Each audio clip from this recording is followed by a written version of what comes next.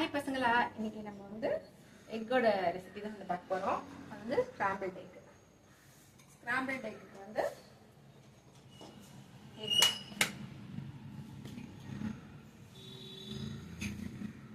ஒரு எக் எடுத்துக்கோங்க. இப்போ வந்து அடுப்பை ஆன் பண்ணிடலாம். அந்த அடிக்கிறதுக்குள்ள எண்ணெய் காயணும். ஸ்கிராம்பிள்ட் எக்குக்கு வந்து கொஞ்சம் ஆயில் வந்து கொஞ்சம் எக்ஸ்ட்ராவாக ஊற்றிக்கோங்க. ஒரு முட்டைக்கு ஒரு ஸ்பூன், இது குட்டி ஸ்பூனு, நிறைய முட்டை. ஒரு முட்டைக்கு ஒரு ஸ்பூன் ஆயில் அந்த மாதிரி ஊற்றிக்கோங்க. இதில் வந்து முட்டையில் அதில் பெப்பர், சால்ட்டு, வெங்காயம் வந்து பிடிச்சாக்க போட்டுக்கலாம்.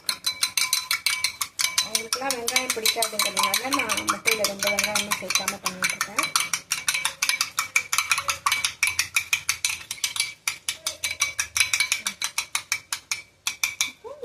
எக்கு வந்து எண்ணெய் நல்லா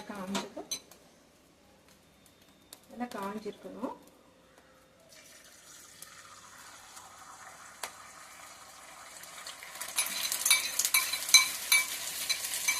இப்படி ஊற்றிட்டு இப்படியே ஹைலே வச்சு இப்படியே ஸ்கிராம்பிள் பண்ண வைக்கணும். அவ்வளோதான். இதுக்கு மேலே நீங்கள் அது வந்து எதுவுமே பண்ணக்கூடாது. ஏன்னா உங்களுக்கு அந்த இது போயிடும்.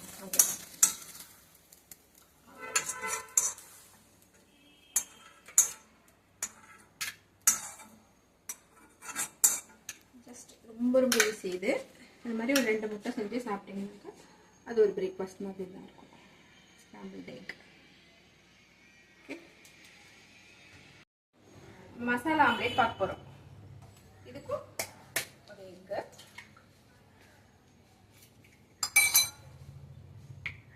நம்ம வீட்டில் வந்து என்ன மசாலா பண்ணியிருக்கோமோ, இன்னைக்கு வந்து நான் காலிஃப்ளவர் மசாலா தான் பண்ணியிருக்கேன்.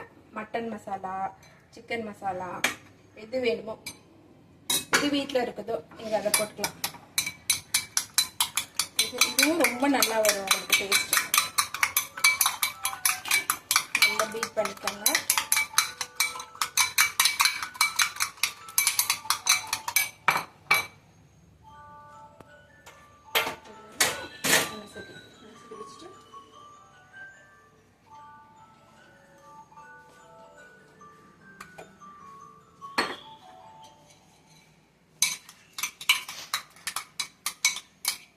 PRAN masala, mutton masala, chicken masala, அப்புறம் மஷ்ரூம். இன்னைக்கு வந்து நான் காலிஃப்ளவர் போட்டிருக்கேன்.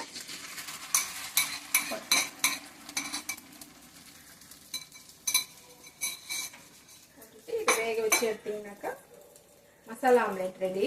இதுலேயே கலக்கி பண்ணணும் அப்படின்னாங்கன்னா கிரேவி இருக்கும் பார்த்தீங்களா, மட்டன் கிரேவி, சிக்கன் கிரேவி, ஏதோ ஒரு கிரேவி, அதை வந்து எடுக்கும்போது அந்த கிரேவியை ஊற்றி அப்படியே க்ளோஸ் பண்ணி எடுத்தீங்கன்னா அதான் கலக்கி. இது வந்து மசாலா ஆம்லேட்.